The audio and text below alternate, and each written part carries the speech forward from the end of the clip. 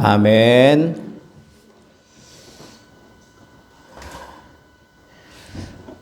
예수님께서 사역을 하시는 가운데 크게 배신을 당한 그런 경우가 2번 있습니다.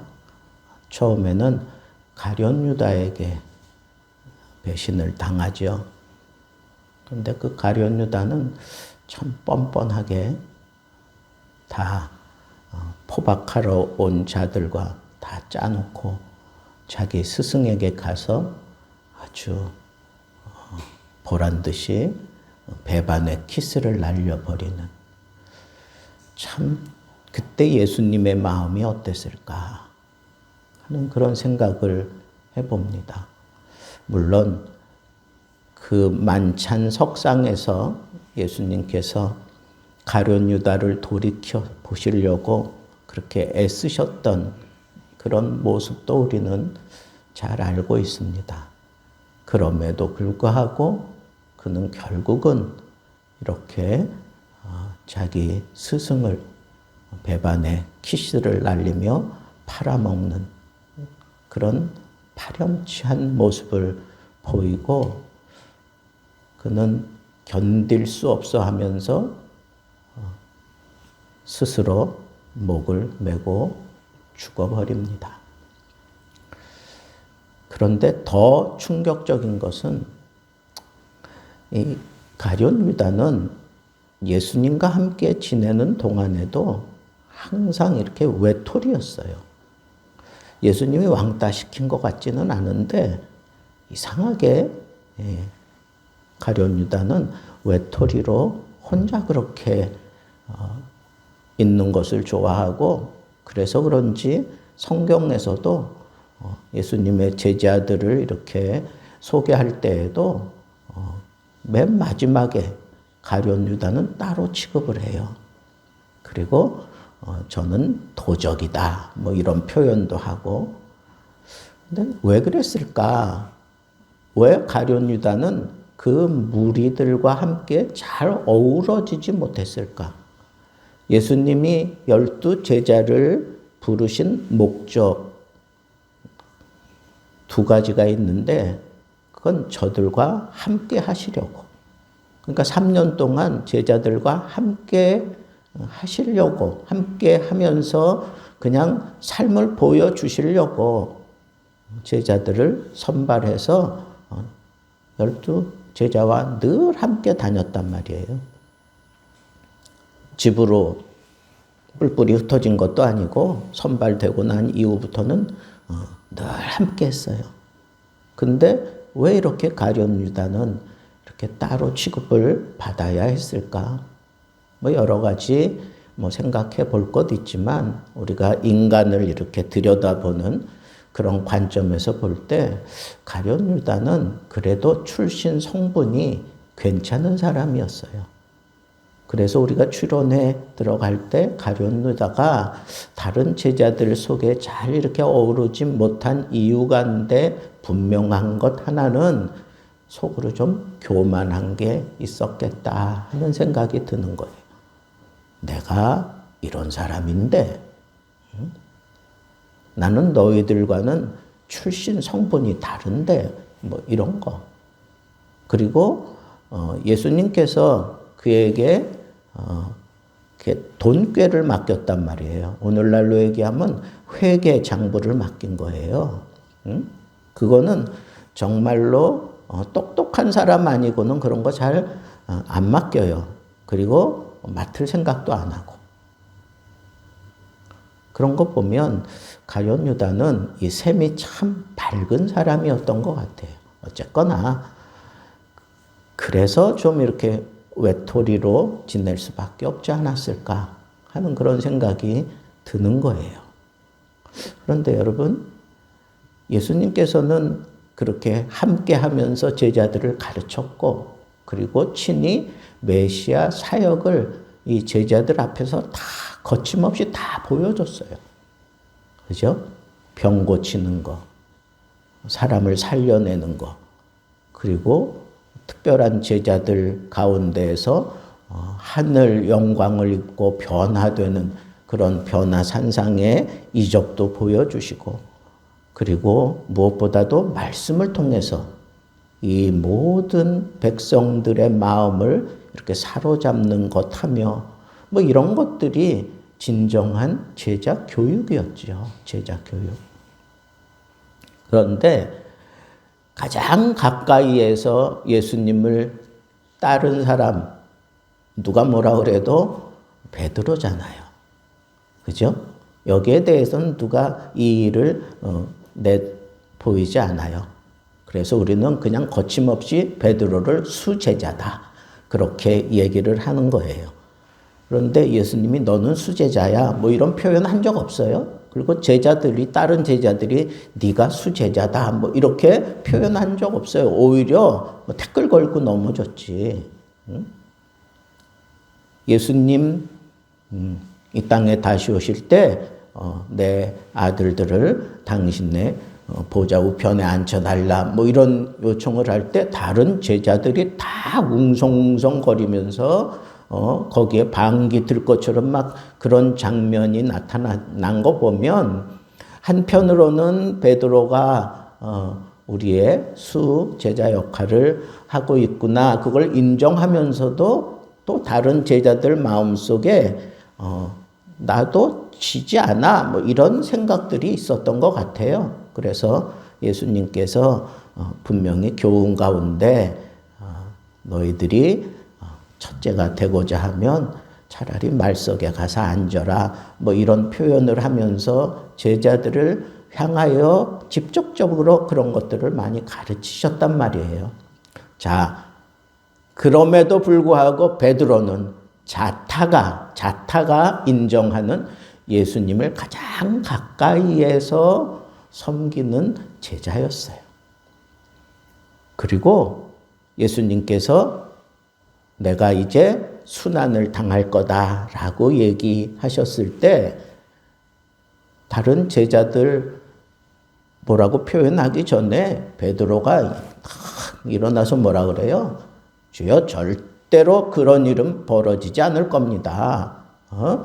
다른 제자들 다 버리고 주를 버리고 떠날지라도 나는 절대로 주를 떠나지 않을 겁니다. 죽음 내가 불사하고 주님 지킬 겁니다. 뭐 이런 표현을 했단 말이에요.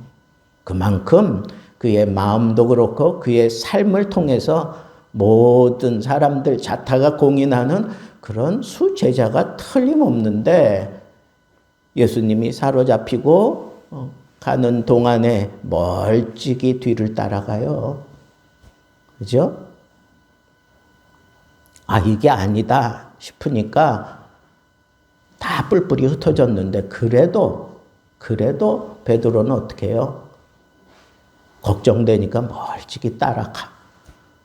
그러다가 어떤 일이 벌어집니까? 예수님이 순환 직접적으로 당하기 바로 직전에 예수님의 그 제자 베드로는 거기서 너도 그 당이다. 너도 그의 제자잖아. 막 그냥 어린 계집종이 와가지고 당신은 분명히 예수의 사람이 맞아. 막 이런 식으로 막 몰고 가니까 뭐라 그래요? 아니야. 나는 아니야. 그러면서 심지어는 예수님을 맹세하여 저주까지 한다. 근데 그때 예수님이 그렇게 막 그냥 몸부림치는 그런 베드로가 안타까웠는지 예수님께서 돌아보시면서 제자들과 그 제자 베드로와 눈을 맞추는 장면이 성경에 나와요. 그때 예수님의 마음이 어땠을까요? 그때 베드로의 마음은 어땠을까요? 아니, 얼마 지나지 않았는데 나는 절대로 주를 버리지 않을 거라고, 다 주를 버리고 떠나도 나는 절대로 나는 주님을 부인하지 않을 거라고 그러던 그 베드로가 지금 맹세하여 저주까지 했다.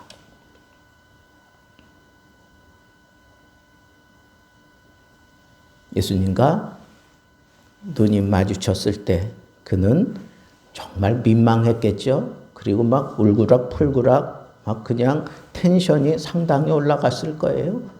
거기 더 이상 있을 수가 없어서 뛰쳐나가요. 뭐가 생각나서?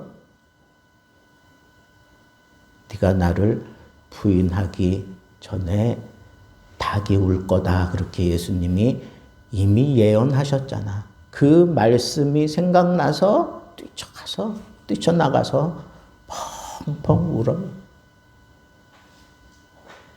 한 사람 가룟 유다는 자기 그 죄책감에 견딜 수 없어 하며 그냥 스스로 목매달아 죽었어요. 그런데 베드로는 어쩌면 더 큰 배신감을 준 사람은 어쩌면 베드로인지도 몰라. 가룟 유다, 베드로, 여러분 어떤 사람이 더 비열하게 예수님에게 뒤통수를 친 겁니까? 예수님이 받아들이는 그 감도는 어땠을까요? 가룟 유다가 그럴 거 뻔히 알았잖아. 예수님이 가서 네 할 일을 해라. 그럴 정도로. 그런데 베드로가 그럴 걸 우리 주님이 다 예견하시고 예언까지 하셨어요. 그런데 예수님과의 그간의 그 관계를 생각해 보면 그 마음의 충격은 어쩌면 가룟 유다보다는 베드로가 준 충격이 더 크지 않을까 하는 그런 생각을 해보는 거예요. 그런데 베드로는 뛰쳐나가서 펑펑 울고 그리고 가룟 유다처럼 그런 길을 선택하지 않아요. 그런데 예수님이 십자가에 죽으시고 그리고 예수님이 부활하셨어요. 그리고 제자들에게 말씀하신 대로 이 제자들이 갈릴리로 가서 예수님을 기다리는 장면이 나옵니다. 근데 베드로가 나는 물고기 잡으러 가노라. 그러고는 가서 물고기를 열심히 제자들과 잡고 있는데 갑자기 저쪽에서 주님이시다. 그러니까 그냥 울통을 벗고 있었나 봐요. 옷을 딱 걸치고는 물로 뛰어들어가서 예수님께로 달려갑니다. 자기 마음에 이미 예수님을 향한 그 민망한 마음 뭐 여러 가지 있겠지만 그래도 주님을 향하여 막 뛰어가요. 그리고 예수님이 이렇게 차려놓은 그 조반을 먹고 난 다음에 예수님께서 거기 다른 제자들 가운데 이 베드로만 불러서 1대1로 톡대를 하는 장면이 오늘 우리가 읽은 말씀이에요. 여러분들 같으면 그렇게 야 베드로야 나 좀 보자. 그리고 예수님에게 이렇게 나아가서 예수님과 딱 이렇게 얼굴과 얼굴을 마주 볼 때 여러분들 생각은 어떨까요? 응? 만약에 여러분들이 베드로라고 생각해 봐요.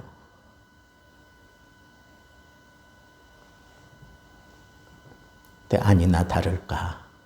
예수님이 참 무거운 질문을 던지는 거야. 요나의 아들 시몬아, 베드로야, 네가 나를 여기 있는 다른 사람들보다 더 많이 사랑하니? 이 사람들하고 이렇게 비교하는 건 왜 그럴까요? 예수님 앞에서 베드로가 뭐라 그랬어? 이 사람들 다 주를 버리고 떠날지라도 나는 안 그러겠다고 그랬던 사람이잖아. 그랬던 사람인데 지금 역으로 그걸 지금 예수님이 얘기하시는 거잖아요. 네가 이 사람들보다 정말 나를 사랑하니? 그랬더니 베드로가 뭐라 그래요? 내가 주를 사랑하는 것을 주님이 잘 아시지 않습니까? 그렇게 이제 받아쳤어요. 그리고는 조금 있다 다시 또 물어보는 거예요. 똑같은 질문을 해. 요나의 아들 시몬아, 내가 이 사람들보다 더 나를 사랑하니? 근데 원어에 보면 이것들보다 더 나를 사랑하니? 그렇게 얘기를 했어요. 예수님께서 내 대답이 좀 신통치 않았나 보다 그렇게 생각하면서 주께서 아십니다. 또 그렇게 대답을 했어요. 그리고 조금 지난 다음에 예수님이 또 물어봐. 아니 질문의 그 내용을 좀 바꿨으면 좋겠어. 그렇지 않아도 자기가 이게 얼마나 마음이 가시에 탁 찔리고 이 삼키다가 생선가시가 목에 걸린 것 같이 그렇게 지금 정말 괴로워하고 있는 그런 문제를 예수님이 막 이렇게 상처를 후벼 파듯이 계속 지금 얘기를 하니까 얼마나 불편해요. 더군다나 3번째 똑같은 걸 물어봐. 요나의 아들 시몬아, 내가 정말 나를 사랑하느냐? 그러니까 성경에 보니까 똑같은 질문을 3번이나 하니까 베드로가 뭐라 그랬어요? 근심했대, 근심. 그리고 내가 주를 사랑하는 줄 주께서 아십니다. 근데 우리가 아는 것처럼 예수님이 처음에 야, 너 정말 나를 아가페하니? 응? 신적인 사랑을 너 나한테 하고 있는 거야? 그랬더니 베드로가 뭐라 그랬어요? 나는 필리아합니다. 나는 형제 사랑 정도는 하고 있다고 생각합니다. 2번째 아가페하니? 물었어요. 그랬더니 필리아로 사랑합니다. 그랬어. 그랬더니 예수님께서 이번에는 네가 정말 나를 필리아 한다는 말이지? 그렇게 물었어. 여러분 아가페하고 필리아는 이건 차원이 다른 질문이에요. 베드로도 그걸 알아. 그러니까 갑자기 필리아로 이렇게 물어보니까 베드로가 필리아로 대답을 하는데 근심했다고요. 여기에 여러 가지 많은 내용들이 담겨져 있을 수 있어요. 그런데 저는 오늘 초점이 베드로에게 우리 주님께서 이렇게 질문을 하실 때 다른 질문을 했으면 참 좋을 것 같은데 왜 뚱딴지 같이 사랑을 물어볼까요? 베드로 마음 더 무겁게 만들려고 그랬을까요? 근데 내가 예수님의 마음으로 한번 생각해 봤어요. 예수님이 네가 나를 사랑하냐? 라고 그렇게 물을 때에는 책망하기 위해서 묻는 게 아니라면 지금 예수님의 마음은 뭘까요? 예수님의 마음은 말 그대로 사랑이에요. 아가페라고. 아가페. 사랑.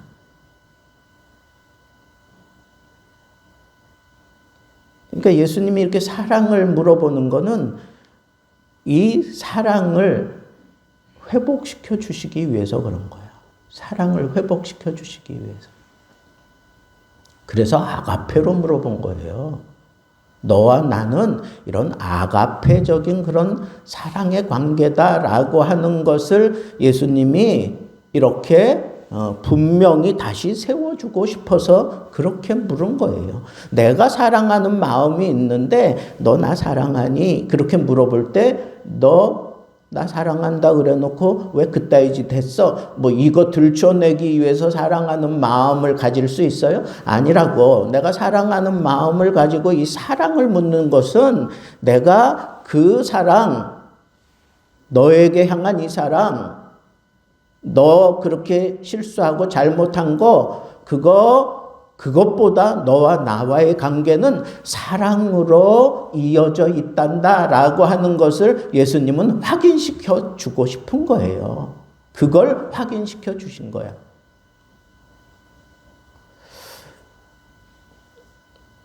그러니까 세 번째 물으니까, 왜냐하면 예수님을 3번 부인했잖아요. 3번. 그 3번째 부인은 아주 맹세하여 저주까지 했거든. 그러니까 그때 그 일을 따지시려고 하는 건가 하는 생각이 들 수밖에 없죠. 인간은. 그런데 사랑한다는 그런 고백을 듣고 예수님이 대답한 것에 여러분 한번 집중해 보세요. 첫 번째, 내 양을 먹여라. 내 어린 양을 쳐라. 내 양을 먹여라. 뭐 이런 거잖아요. 그죠? 근데 좀 뚱딴지 같은 생각 안 들어요? 베드로의 직업이 뭐였어요? 어부였잖아, 어부. 근데 어부한테 무슨 양을 먹여라, 양을 쳐라. 이게 뭐예요? 물론 이게 영적으로 지금 베드로가 우리 주님께서 양을 먹여라, 양을 쳐라 하는 거, 그걸 정말 양을 치라는 걸로 알아들지는 않겠지요. 그러나 이 발상 자체가 참, 나는 이게 참 어정쩡하면서도 참 신비롭다 하는 생각이 드는 거예요. 예수님처럼 탁월하신 분이 비유를 들려고 하면 더 멋진 비유를 들을 수 있을 건데, 그런데 왜 양을 치라고 하는 이런 측면으로 몰고 가실까? 어부한테 말이죠. 조금 전에도 이 물고기 잡다가 뛰어온 그런 제자에게 왜 양을 치라고 그럴까요? 저는 예수님께서 이 제자 베드로를 인정하고 세워주시는 거예요. 너 그동안 나 따라다니면서 이제는 양을 치고 먹일 수 있는 제자가 되었다라고 하는 것을 우리 주님께서 베드로에게 다시 회복시켜 주시는 거예요. 주님과 베드로의 무너진 이 관계를 다시 회복시키기 위해서 주님께서는 사랑을 가지고 오셨고, 그리고 베드로가 이렇게 주저앉아 그리고 근심하고 그리고 안타까워하고 있는 그 모습에 있어서는 안 되는 것을 우리 주님이 깨닫게 하시려고 양을 치라고 하는, 양을 그렇게 먹이라고 하는 것으로 이 제자의 그 자존감을 높여주신 거란 말이에요.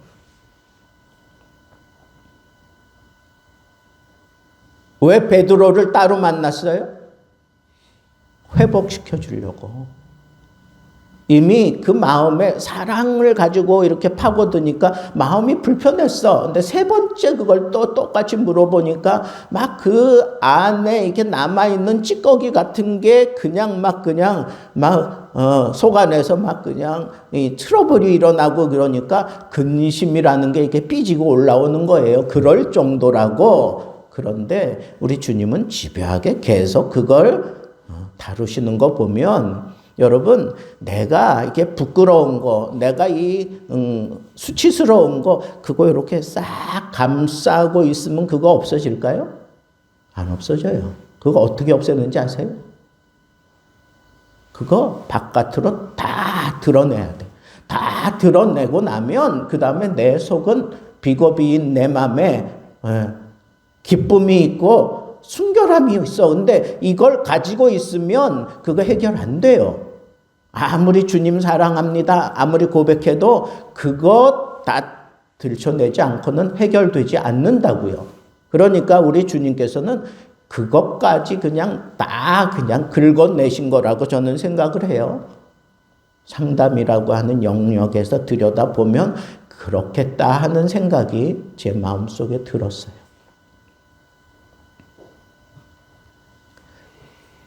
여러분, 저는 오늘 말씀에서 여러분들하고 지금 풀어내고 싶은 게 뭐냐 하면 여러분들 자신이 하나님 앞에 회복해야 될 게 뭔가 먼저 생각해 보라는 거예요.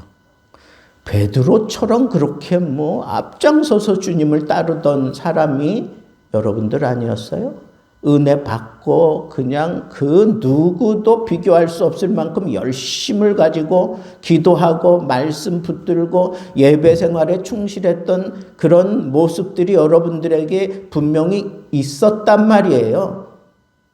근데 지금 그 모습 그대로 그걸 잘 키워서 지금 여러분들이 믿음 생활 잘하고 있어요? 제가 볼 땐 우리 주님과 다 1대1로 다시 만나야 될 사람들 같아. 회복되어야 될 것 같아요. 그런데 이 회복시켜 주시는 우리 주님께서 무엇을 가지고 왔어요? 사랑을 가지고 왔어요. 사랑을 가지고. 예수 그리스도의 사랑에 접촉함을 당하면, 예수 그리스도의 사랑에 내가 사로잡히게 되면 내 안에 있는 이 모든 것들이 그 안에서 다 녹아져 버리고 마는 거예요. 그게 회복이라고. 그런데 이 사랑을 가지고 다시 만나 주신 예수님을 여러분 기억하고 요청하시란 말이에요. 베드로를 찾아서 1대1 만남을 가져주신 그 예수님이 오늘 나에게도 필요하다면 구하세요. 베드로만 제자예요? 나도 제자예요. 주님께서 나와 함께 하시사 나를 회복시켜 주옵소서. 주님, 나를 좀 만나주세요. 내가 저지른 이 잘못된 이 모든 것들 생각하면 이 얼굴로 내가 주님 만날 수 있는 그런 내 몰골이 아님에도 불구하고 주님이 베드로를 찾아갔던 그 모습 그대로 그 걸음으로 나에게 오셔서 나를 좀 다시 만나 주십시오. 왜? 내가 회복되어야 되겠습니다. 주님이 사랑을 가지고 오시는데 그 앞에 우리가 무슨 핑계 댈 게 뭐가 있어요? 변명할 게 뭐가 있느냐고. 그냥 그 앞에 무너지면 되는 거예요. 사랑에 그냥 팍 무너지면 되는 거예요. 사랑에 사로잡혀서 눈물 콧물 쫙 흘려보세요. 그러면 내가 회복된 것을 스스로 깨달아 알게 되는 거예요.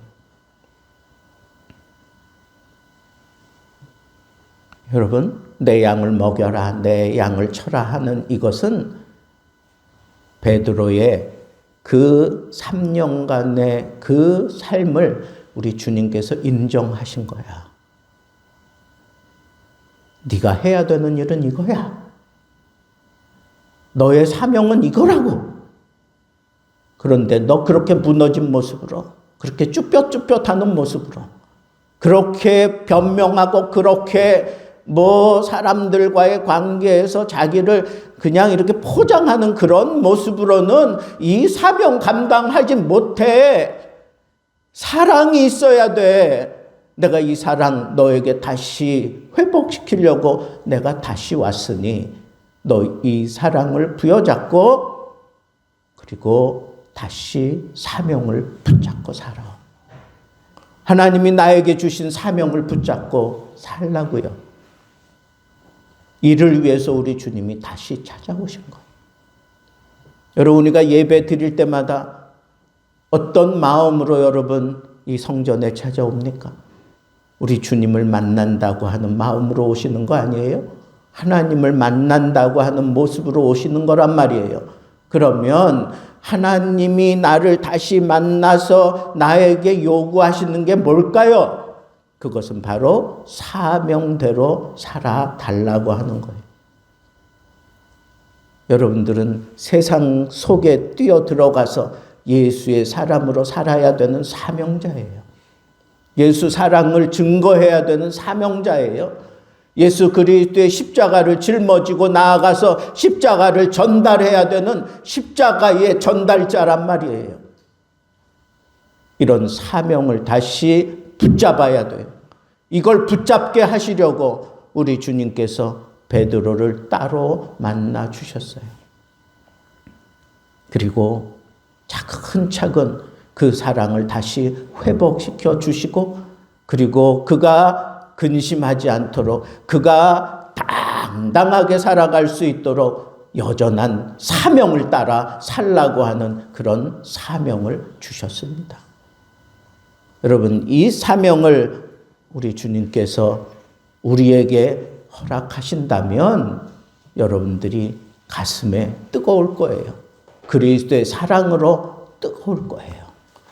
내가 정말 회복된 사람이라면, 이 시대에 내가 하나님의 사람으로 온전히 회복된 사람이라면 그 안에 사랑이 넘칠 거예요.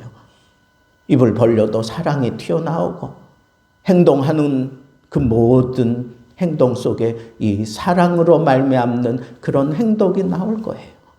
괴로워하고 힘들어하고 나를 그렇게 비난하는 사람에게 그리스도의 사랑을 가지고 그네들에게 뛰어들어가서 돌팔매질을 당할지라도 내가 그네들에게 갈 수 있는 것은 내 안에 사랑이 나를 주장하기 때문이란 말이에요. 그래서 바울이 고백한 것 그대로 내 안에 그리스도의 사랑이 나를 강권하시는도다. 그 사랑에 의해서 나는 가야만 되는 게 이게 회복된 사람의 모습이에요. 하나님 앞에 붙잡아 이 시대에 이루어야 될 사명을 붙들고 나는 사랑 없이는 살 수 없는 존재다 하는 생각을 하며 늘 점검하세요. 점검하기 딱 좋잖아. 내 안에 사랑이 있으면 사랑은 그거는 숨길 수가 없어. 숨길 수가 없다고. 자기 자신도 알고 남도 알고. 우리 주님께서 베드로를 찾아가셔서 사랑으로 회복시켜 주시고 사명을 붙들고 살게 하신 것처럼 여러분들도 내가 회복되어야 될 사람이다. 지금 내 처지가 회복이 필요하다. 오늘 말씀을 붙들고 주여 내게 오시옵소서. 사랑을 가지고 오셔서 나를 조곤조곤 다루셔서 사랑으로 나를 회복시켜 주시옵소서. 그리고 사명을 붙들고 끝까지 달려가며 하나님의 뜻을 이루는 하나님의 사람으로 살게 하옵소서. 이게 여러분들의 평생의 기도가 되기를 우리 주님의 이름으로 축복합니다.